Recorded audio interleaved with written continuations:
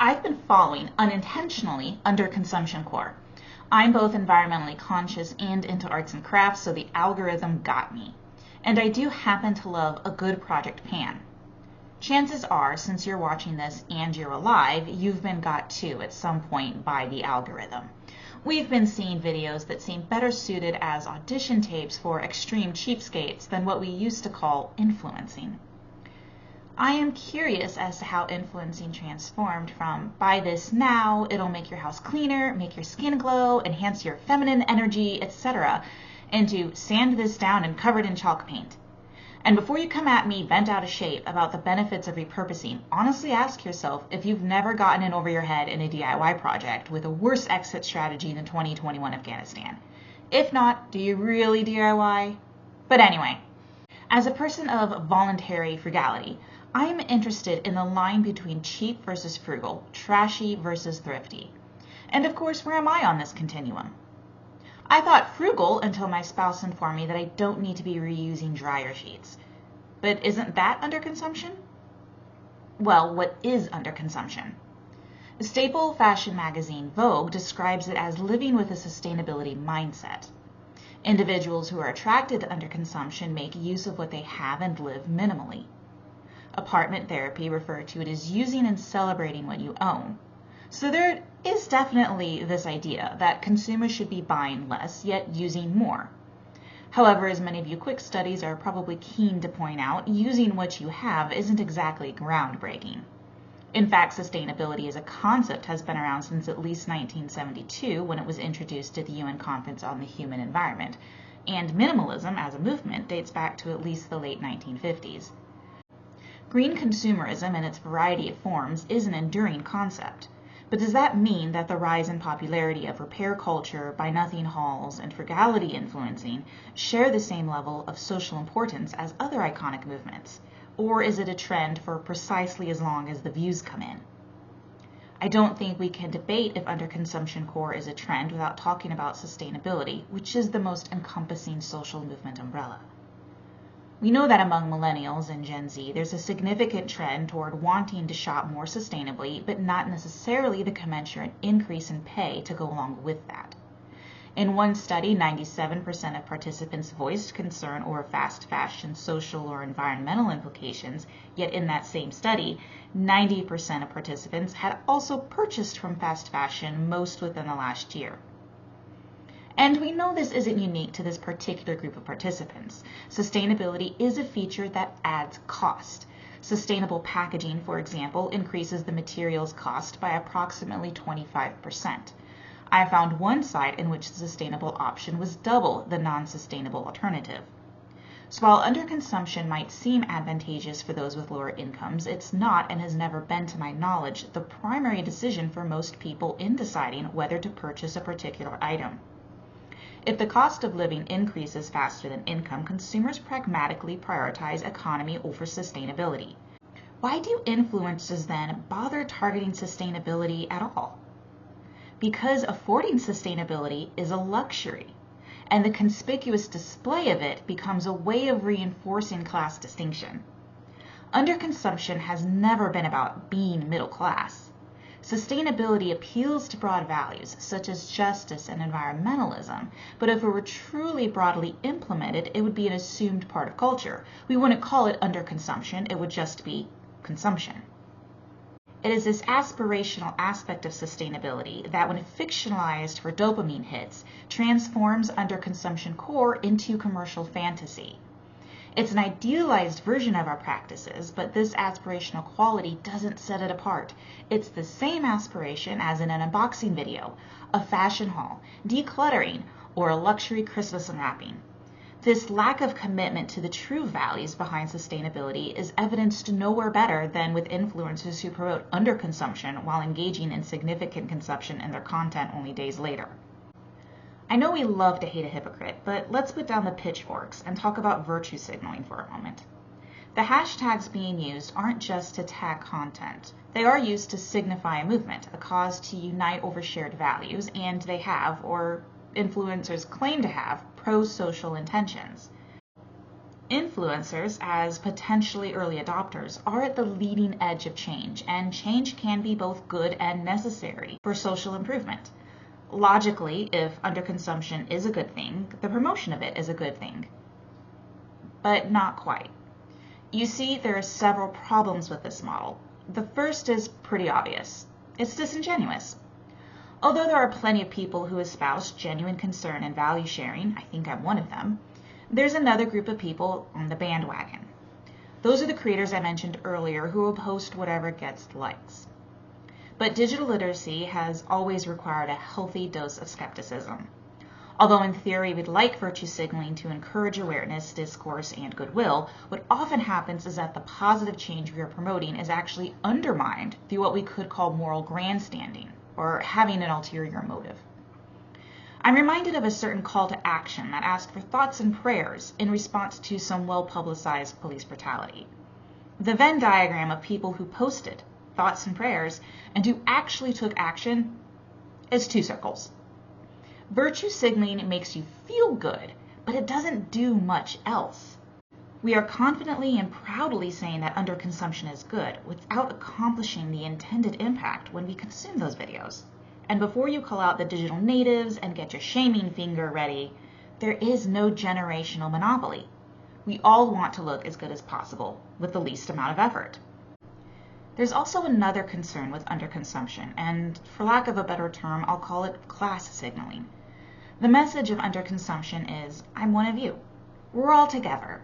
As underconsumption content creator Sophie Hin told CNBC reporters, underconsumption is about romanticizing being middle class. Again, we see this concept of fantasy. It's not middle class reality of cans of trash, dirty dishes, and piles of laundry with bills to be paid, errands to run, and kids who have stripped inexplicably and are outside in only socks throwing shoes on the roof. I cannot be the only parent with that story. But it's a romanticized version, where each child lines up their shoes nicely in a cabinet you've made from a grandfather clock. And each of these children then patiently help you melt their broken crayons so you can mold new ones in fun shapes, and then store these new crayons in cute mason jars on the windowsill that you told us you made, but I have the same one off Etsy. Even if I had a grandfather clock to repurpose, which I don't have the tools, time, or money. It's a fun project to watch and DIY porn, but I'm not starring as the leading lady. Unless my boss says I'm worth another $40,000 overnight. And in that case, maybe I will hunt down and ruin someone else's heirloom. Who knows? My eccentricity is capped only by my salary. I guess what I'm trying to say is the takeaway here is that mindful spending isn't egalitarian. It's the mindset of someone who has at least some level of affluence. They have the disposable income to decide how much time they are willing to contribute to sustainable industries and hobbies. And that word choice was deliberate. For many people, underconsumption is a hobby. I do want to caveat, since I've been pretty harsh so far, that I am not against sustainability. I also acknowledge that we need radical reform across the board involving government, corporate leadership, and nonprofits on the subject of fair labor practices and human rights, and environmental law. Objectively, environmentally, it's better to consume less. In the Atacama Desert in Chile, approximately 11,000 to 59,000 pounds of clothes stand discarded in a mound of used clothing. The size estimate is 24 tons wide because the pile is so big we can't actually estimate it. So obviously I want humanity to do better. I wish the solution were as easy as following online trends. And in all of this discourse, I've also forgotten about the group of people who don't get on the bandwagon, though. For those who won't or can't get on the bandwagon of underconsumption, are we somehow morally superior? I think not. If underconsumption is good, have we created a bad out of regular consumption? This is probably the only way I'll ever get to be a baddie, so I kind of need to know this. Is it wrong to throw away usable things? Well, that's like asking a vegetarian if it's wrong to eat meat. It depends if the baseline is a moral position or just a taste preference. I don't know the answer. What I do know is that de-influencers often profit from their content, and they do still have a buy this, not that mentality. Something is always for sale, even if it's found at a hardware store. So de-influencing feels disingenuous to me. But if an influencer is honest, do I get to share in moral outrage that someone is marketing? The horror. This seems like a live and let live scenario. But what about actual meaningful change? Do I just let de-influencers de-influence if that preys on the insecurity of the target audience to their detriment? And is reuse the only way to consume? Sabrina Paris' TikTok highlights her single water cup and 7-year-old leggings, which I admit is a pretty good lifespan for leggings and a reason to buy quality. But where does it end? Is it really underconsumption to buy that Stanley cup or Yeti tumbler or Hydro Flask at an inflated price? And for what it's worth, the New York Times reported that compared to plastic, the production of stainless steel bottles requires 7 times the amount of fossil fuel, emits 14 times more greenhouse gases, and requires hundreds of times more metal resources. We actually don't know what the break-even point is. I couldn't tell you when it makes sense to use a reusable water cup or to use a plastic disposable one. And about the leggings. Do we wear the leggings after they get a hole, or do they need to be in tatters? Is it wrong if we got rid of the leggings after 5 years, or do we need to wait until 10? What if they're still okay, but not great at 10 years?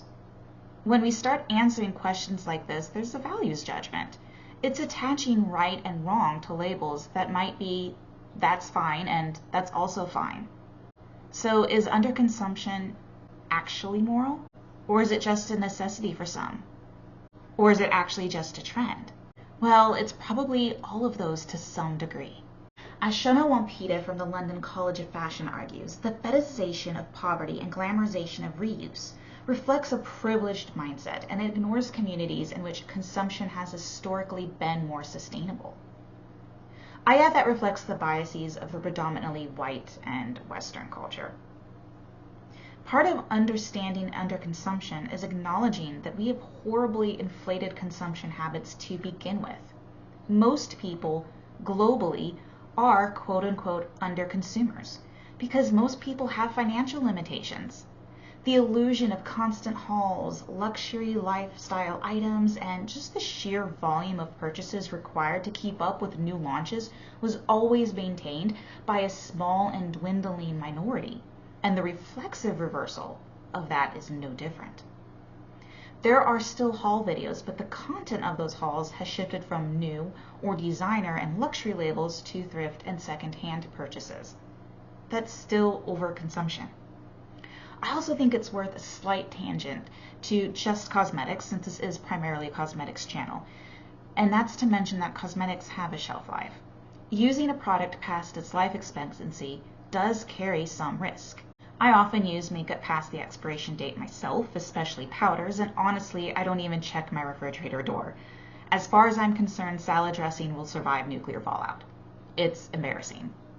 But, and this is something Robert Welsh made a video about after someone posted their moldy makeup sponge online, is that even if it's something that you could still use safely, there is a risk that it's not. So please use your products as much as possible, but keep some basic safety parameters.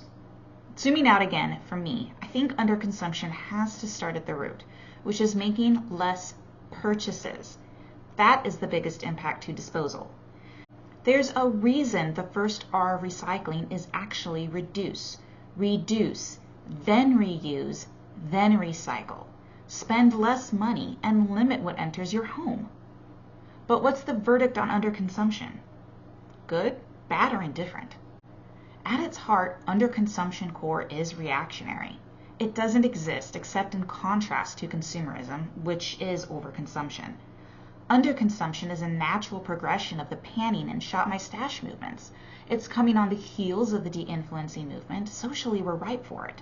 But without a dedicated agenda, organization, or political teeth, I don't see it lasting more than any other trend.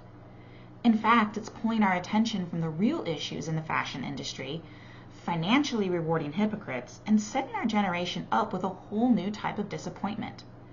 I'm not a fan, but I won't throw the baby out with the bathwater. I wouldn't be able to reuse that bathwater for laundry. I share the same values, interests, and viewing habits that have made underconsumption content sticky. So I'll continue to post related content knowing that my content may have a shelf life, much like the cosmetics I am dutifully trying to empty. Thank you for watching. Whether you overconsume, underconsume, or just consume, whatever your status, please remember, beauty is on the inside.